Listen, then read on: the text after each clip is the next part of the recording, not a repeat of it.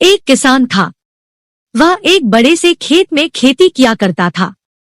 उस खेत के बीचों बीच पत्थर का एक हिस्सा जमीन से ऊपर निकला हुआ था, जिससे ठोकर खाकर वह कई बार गिर चुका था और ना जाने कितनी ही बार उससे टकराकर खेती के औजार भी टूट चुके थे।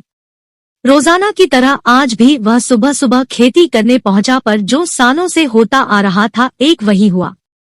एक बार फिर किसान का हल पत्थर से टकराकर टूट गया।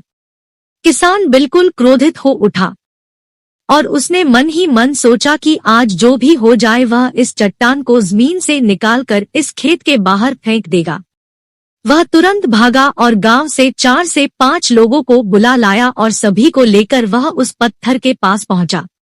मित्रों, किसान बोला, ये देखो, जमीन से निकले चट्टान के इस हिस्से ने मेरा बहुत नुकसान किया है और आज हम सभी को मिलकर इसे जड़ से निकालना है और खेत के बाहर फेंक देना है।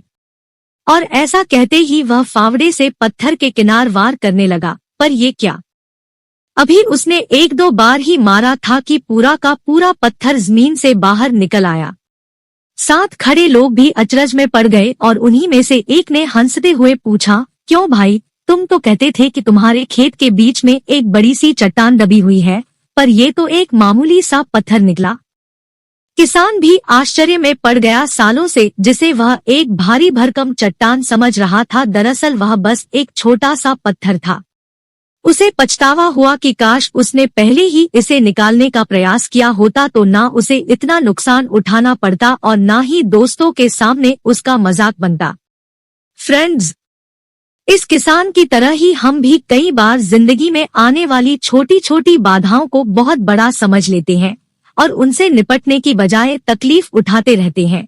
जरूरत इस बात की है कि हम बिना समय गंवाए उन मुसीबतों से लड़ें। और जब हम ऐसा करेंगे तो कुछ ही समय में चट्टान सी दिखने वाली समस्या एक छोटे से पत्थर के समान दिखने लगेगी, जिसे हम आसानी से ठोकर मारकर आगे बढ़ सकते हैं।